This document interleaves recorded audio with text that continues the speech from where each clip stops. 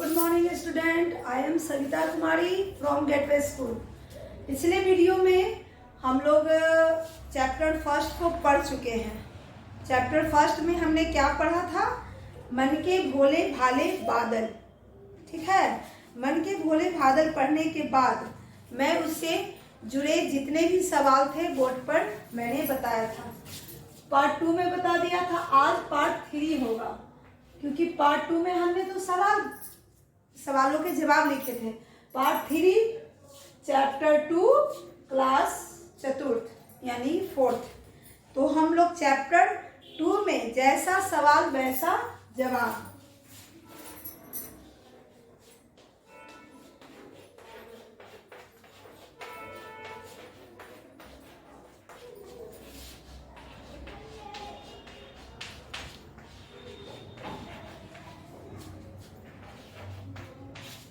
जैसा सवाल वैसा जवाब चैप्टर के बारे में पढ़ेंगे। आप लोग सवाल जवाब प्रश्न उत्तर सभी जानते होंगे, क्योंकि हम लोग वर्ग में भी हमेशा चर्चा करते हैं। सवाल मैं पूछती हूँ, जवाब आप देते हैं, कभी सवाल आप पूछते हैं, जवाब मैं देती हूँ। तो यहाँ पे एक कथा है जो राजा अकबर के दरबार की है। आप लोग सभी पुस्तक के माध्यम से, कहानियों के माध्यम से अकबर के दरबार की विशेषताओं के बारे में जानते होंगे। राजा अकबर के दरबार में बहुत से विद्वान रहते थे, मंत्री के रूप में, सलाहकार के रूप में। उन्हीं मंत्रियों में एक बीरबल नाम का मंत्री था जो अपने बुद्धि और विवेक के लिए काफ़ी प्रसिद्ध था। उसकी प्रसिद्धि के वजह से उनके दरबार में बाकी जो मंत्री थे उनमें से कुछ मंत्री ईर्ष्या करते थे। हम लोग सभी जानते हैं कि किसी के समृद्धि और हाजिर जवाबी बुद्धिमानी से बहुत लोग खुश होते हैं और बहुत लोग ईर्ष्या करते हैं। उन्हें ऐसा लगता है कि जितनी लोकप्रियता उन्हें मिली है उतना मुझे क्यों नहीं मिलती, मैं क्यों उससे नीचा रहूं, मैं उस प्रसिद्धि के लायक नहीं हूं क्या? तो इस ईर्ष्या में वे एक दूसरे उनको नीचा दिखाने की कोशिश करते, यानी कि उनकी बातों को, उनके तर्क को, उनके जवाब को गलत साबित करने का प्रयास करते हैं।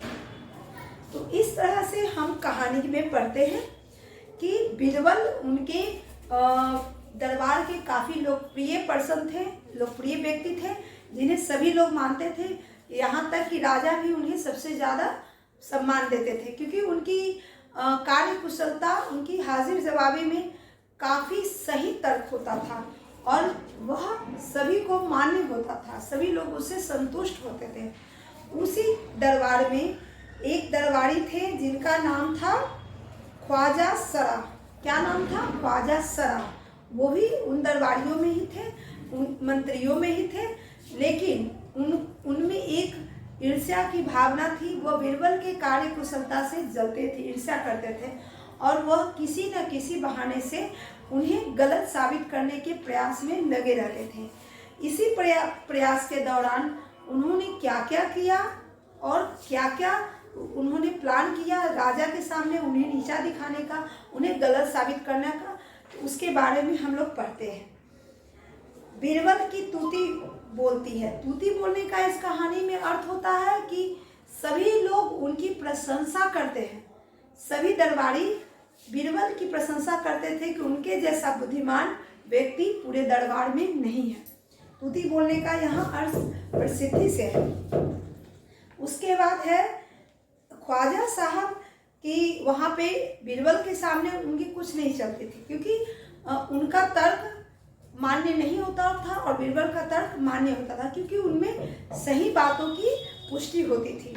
तो इस तरह से उनमें ईर्ष्या काफ़ी बढ़ती गई। बढ़ते बढ़ते उन्होंने एक दिन एक उपाय सोचा, प्लान इस तरह का सवाल सोचा कि जिसके माध्यम से वो बीरबल को भरे दरबार में गलत साबित कर सके। गलत साबित करने के लिए उन्होंने क्या क्या किया वो जानते हैं।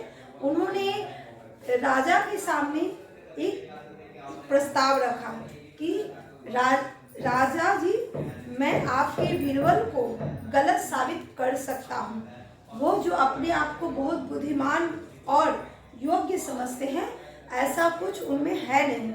मैं अभी चाहूँ तो उनको गलत साबित कर। राजा को सुनकर बहुत आश्चर्य हुआ कि इतने दिनों से तो बीरबल को कभी किसी ने गलत नहीं साबित किया। चलिए आपका प्रयास सफल हो जाए तो मैं भी जानूँ कि आप में भी हाँ बुद्धि है, आप में भी योग्यता है। मैं ये नहीं कहता हूँ कि आप में नहीं है, लेकिन बीरबल इतना नहीं है। तो उन्होंने उनको मौका दिया साबित करने का। साबित करने के लिए उन्होंने बीरबल को बुलाया। ख्वाजा सरा ने कहा कि मैं आपसे 3 सवाल पूछता हूँ। कितने सवाल? 3 सवाल पूछूंगा। अगर उन तीनों सवाल का जवाब आप सही दिए तो मैं आपको मान लूंगा, वरना आपको यह दरबार छोड़कर जाना पड़ेगा। यानी कि यह देश छोड़कर जाना पड़ेगा, हिंदुस्तान को आपको छोड़ना पड़ेगा। तो उनसे उनको ईर्ष्या थी और वो किसी बहाने से वो उस दरबार से उनको हटाना चाहते थे, क्योंकि उनको हटाने के बाद ही इनका वहाँ पे थोड़ा रुतबा बढ़ता। उनके सामने तो नहीं बढ़ रहा था, क्योंकि उनकी बुद्धिमानी का प्रसिद्धि सारे दरबारी मानते थे। वो 3 सवाल क्या क्या है? पहला सवाल में पूछा, संसार का केंद्र कहाँ है? यानी कि पूरे संसार का केंद्र कहाँ है? तो ये सवाल सुनकर बीरबल थोड़ा सोचने के बाद एक छड़ी वो लिए हुए थे। छड़ी का मतलब यूं ही एक छोटा सा स्टिक रहता है, छड़ी रहता है, उसको लेकर वो चलते थे। क्योंकि वो बूढ़े नहीं थे कि सहारा के लिए थे, लेकिन यूं ही लिए रहते थे। वो छड़ी को अपने पास गाड़ दिए, जमीन में वो जोर से गाड़े, यानी कि उसको धंसाए, और वो खड़ा करके छड़ी को बोले, यही दुनिया का केंद्र है।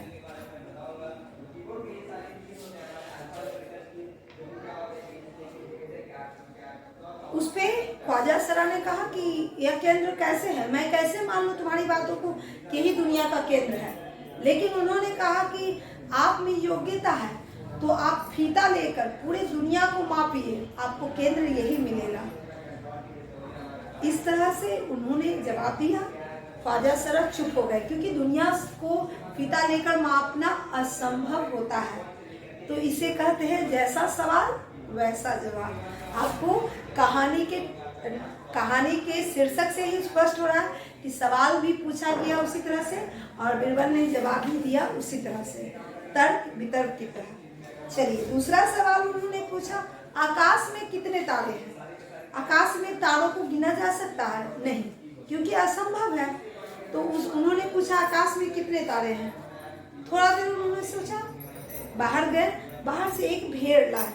भेड़ लाने के बाद वो भेड़ को दिखाते हुए बोले, जितने इस भेड़ के शरीर पे बाल हैं उतने ही आकाश में तारे हैं।